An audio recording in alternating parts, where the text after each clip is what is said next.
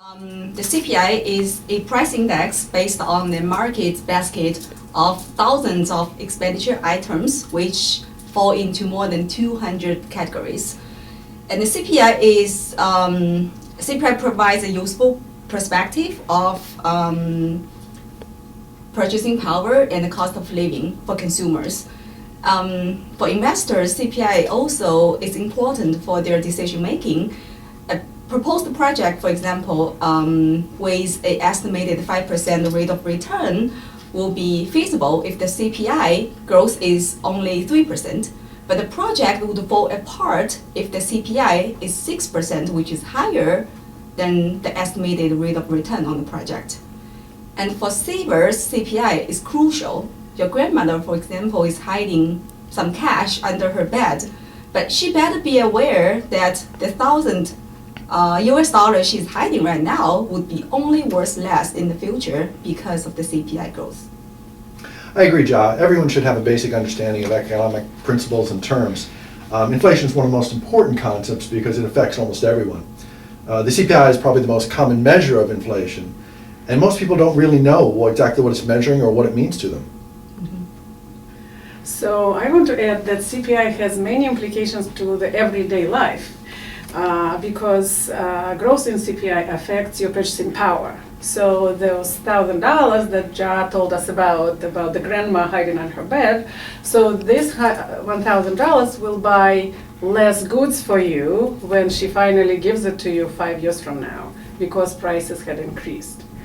And also I want to add that your parents probably know about CPI because the cost of living adjustment, which is their pay raise, happens based on the CPI number.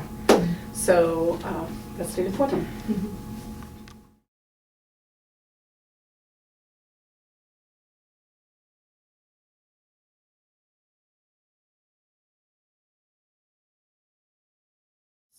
Well, as we discussed, the CPI is a price index based on a selected basket of items. It reflects prices that consumers experience well, but not in a perfect way. Different people have different experience depending on what items they usually purchase. And your survey shows people believe the prices are changing at a higher rate than the CPI. One of the reasons I would think of is the respondents in this survey are either students or teachers who are well aware of education costs. And education is the fastest growing item among all the CPI components. And so one other point you can think about is I think people are often influenced by what they observe most often. Everyday purchases like food and gasoline are observed much more often than other goods and services that are only purchased occasionally.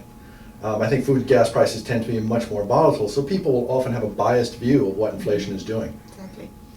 Well, continuing what Bob has said about the everyday purchases, we at AIER created a special index. It's called Everyday Price Index.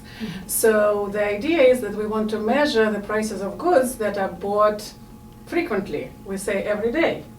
And we observed that our EPI index grew much faster than the CPI since 1990.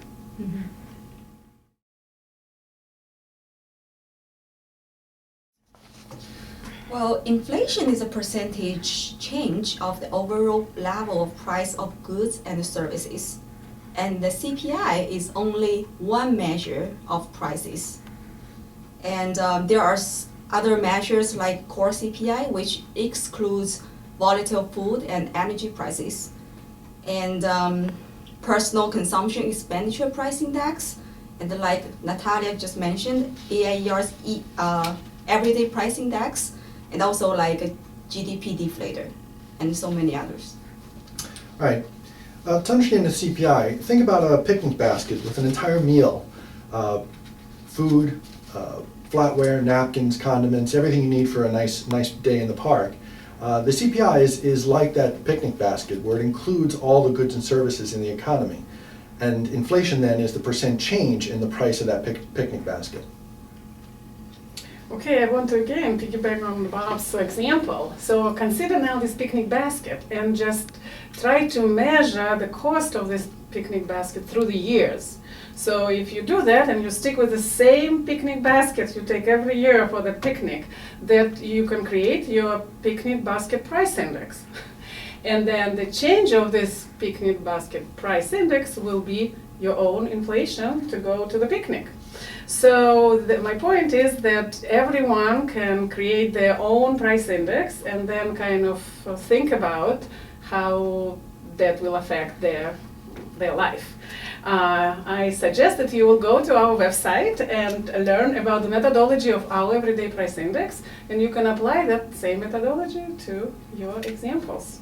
And good luck.